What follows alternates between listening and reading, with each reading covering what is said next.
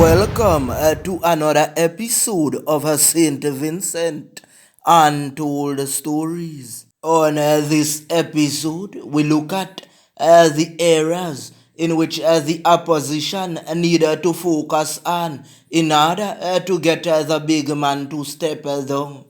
We also look at the way in which the volcano relief funds are being distributed and many more. If you are new to the channel, hit the like button, the subscribe button, and hit the bell icon immediately so that you get notified anytime we post another video. I said this before and I will say it again. Several women came forward and made some allegations against the big man. But the other side is not focusing on that. Don't you see how fast they went for Cosby? Those first world countries, don't play with those things. Even if you did that years ago, the case can always come up again, as they say in the court of law. No case is ever finished. Once fresh evidence is involved, they can take you up again.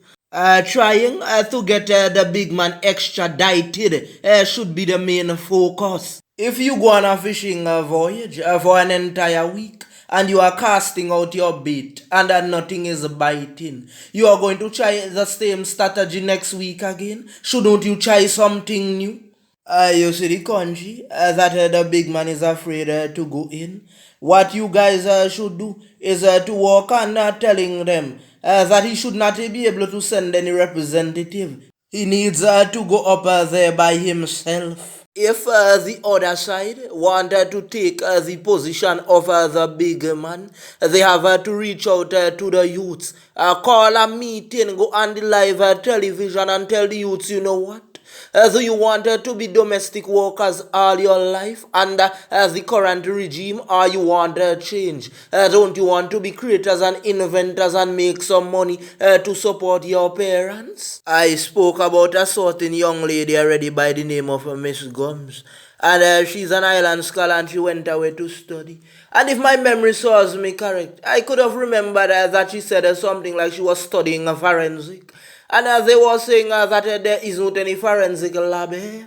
And that statement was made a long time now. So you wanna tell me from that time to now, you did not even say, you're letting me build a forensic lab? I saw a video circulating on the media in which a tourist was saying that St. Vincent is no different than the rest of places because he went on the beach at Villa and he was saying that's not a beach. And as I told you before, the Ministry of Tourism need to work alongside the men from the Grenadines, those from Beckway, those from Union Island, and those from Myro. The little things that we watch at Indian Bay and at the Villa. I often wonder if Vincentians have never been to Salt Whistle Bay in Myro and notice the difference. When you go to Myro, you see a real beach. The other side needed to draft up a proper plan because the big man doesn't have any idea what he's doing. An international airport was built, right? But the tourists are still flying into Martinique and St. Lucia more than St. Vincent. And then they use their boats and sail around the Tobago Keys. Just imagine, they are flying from France to Martinique and to St. Lucia just to come to Tobago Keys. So you would not think that they would rather take a direct flight. You know what's the problem? We need a marina that they can store their boats and have them properly maintained. The power boats, I'm not talking about any little one boat or two boat. Because they sail by the hundreds. So Friday, as a Beckway man, you need to have your hands on tourism. Show them how to deal with tourism. Just look at how the big man and his team is very smart. If you notice, when they go into the red zone to do the videos, everybody's saying yes. Put the houses on that piece of land. So you want to tell me out of all those persons that no one is objecting? And Mr. Friday, this is what you needed to do. You needed to go into the red zone and show the people who are objecting so that the people overseas can understand what is going on. You guys just can't be sitting back and making allegations about $95 million. You have to go out on the ground and set up some cameras. When the Nemo trucks are making deliveries, you make sure that you see where those deliveries are going. You have to remember that seeing is believing. And once you have substantial evidence, then other people would believe you.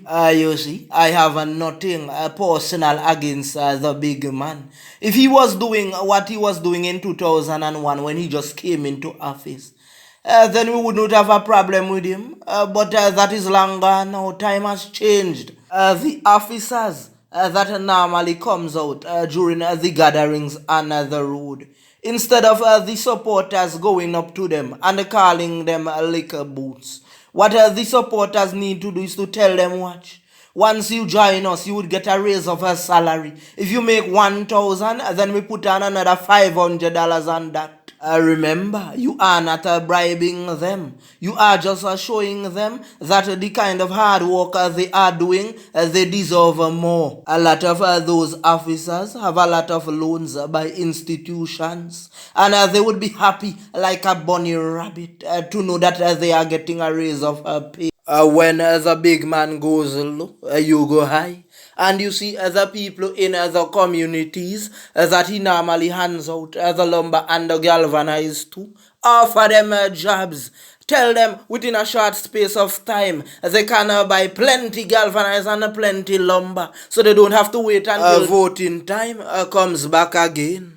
You see, when you are campaigning, there are only three ways that you can get it done. You can either play defensive, like in the mood that you guys are in now, or you can play the same game that the big man is playing. Anything by any means possible. Or you can always keep it in striker mode, like Cristiano Ronaldo. You guys need to go back to the drawing board.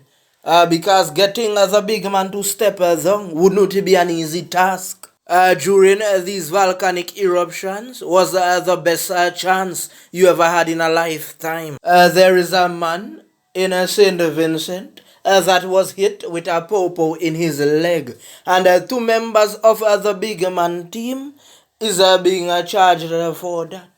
But what I'm saying, how come we are not seeing relatives of that man coming forward? One of his sons came and they spoke on an interview. I think he did hide his identity. But what I'm saying is not one alone he has. Where are the rest? So you want the entire population of St. Vincent to come out, and his family members are not coming out? That is one of the reasons why persons are looking at that situation from a different angle.